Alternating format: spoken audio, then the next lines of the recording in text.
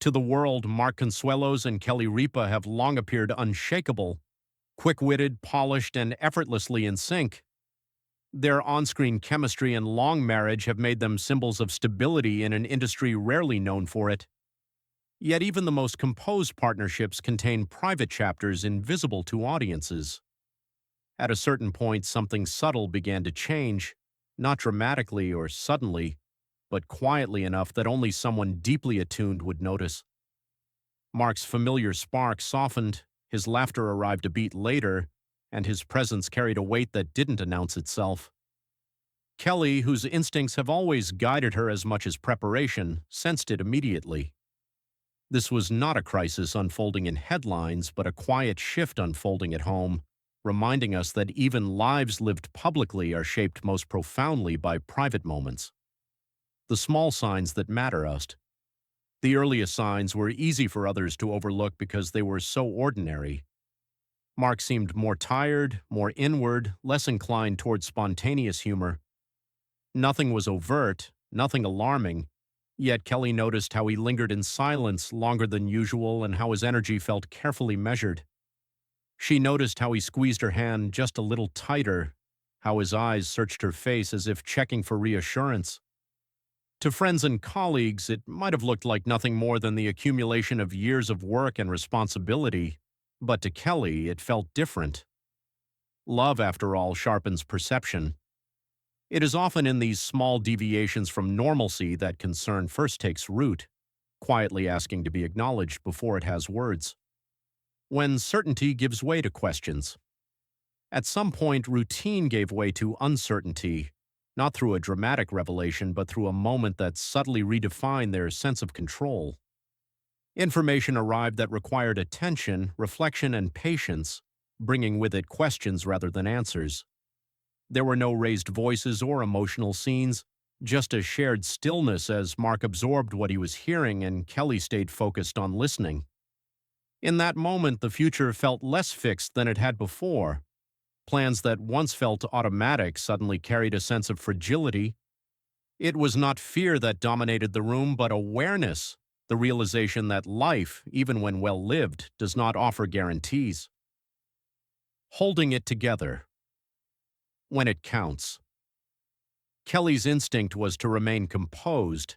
She asked thoughtful questions, took mental notes, and offered reassurance with a calm voice that barely wavered.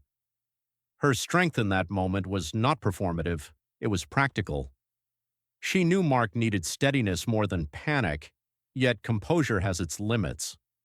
When the immediate moment passed and the privacy of home returned, the weight she had been holding began to press inward. Emotions she had carefully managed finally surfaced, not as chaos but as quiet tears and deep breaths. Mark, sensing this shift, became her anchor, reminding her that partnership means taking turns being strong. In that exchange, roles blurred, revealing how love adapts fluidly under pressure. Mark's way of carrying the load. Mark processed uncertainty in his own way, through reflection, routine, and a careful effort to protect the emotional space around him. He didn't retreat, but he did become more thoughtful, more selective with his energy. Humor remained present, though softer, used not to deflect reality but to ease its weight. Kelly noticed how he focused more intently on family moments, how he lingered longer at the dinner table or paid closer attention to ordinary conversations. At night, when the house was quiet, she could sense the thoughts he carried alone. His resilience did not come from denial, but from a deliberate choice to stay engaged with life as it was, not as it might become. How fear changes the shape of love. As days passed, fear didn't dominate their relationship, but it did deepen it. Conversations slowed and became more intentional. They listened more closely, interrupted less, and allowed silence to exist without discomfort. Small gestures gained significance.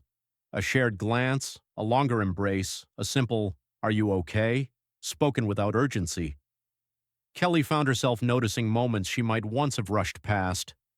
Mark folding laundry, playing with their children, standing quietly in the kitchen. These were no longer background details, but anchors. Love in this phase was not dramatic or declarative.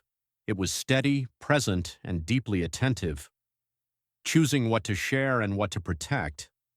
As a public figure, Kelly faced the delicate task of deciding how much of their experience belonged to the public conversation. When she did speak, she did so carefully, offering honesty without exposure. Her intention was never to invite speculation or sympathy, but to acknowledge reality without surrendering privacy.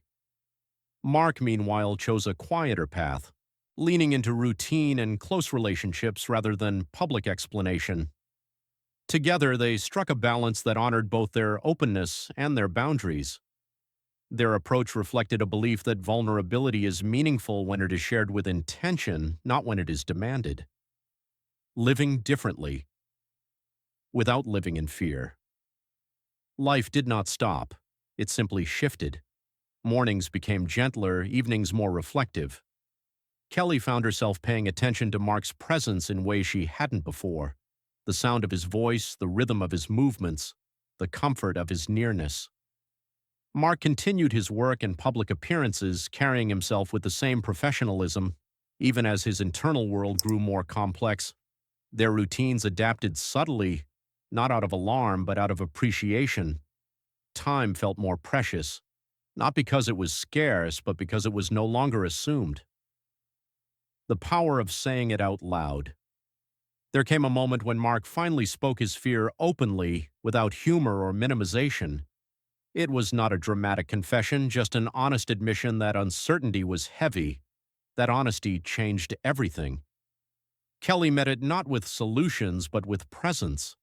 They allowed themselves to sit with the truth together without trying to fix it. From that point forward, conversations became freer, less guarded. Tears were allowed, silence respected, and reassurance shared without pretense. In naming fear, they stripped it of its isolation, transforming it into something they could carry together. Finding strength in ordinary. What sustained them was not grand breakthroughs, but small victories. A good day, a shared laugh, a quiet evening that ended in peace. These moments became milestones, not because they erased uncertainty, but because they affirmed connection. Friends noticed a new tenderness between them, a softness that came from shared vulnerability.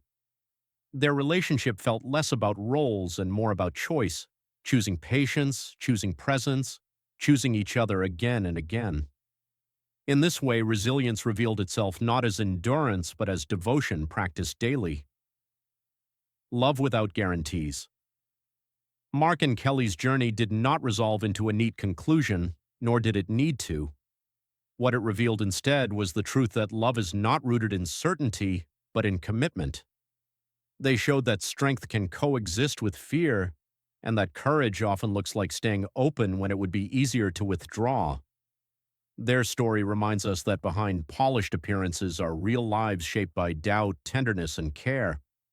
In choosing to face uncertainty together, they demonstrated that love is not about predicting the future, but about walking into it hand in hand, one honest moment at a time.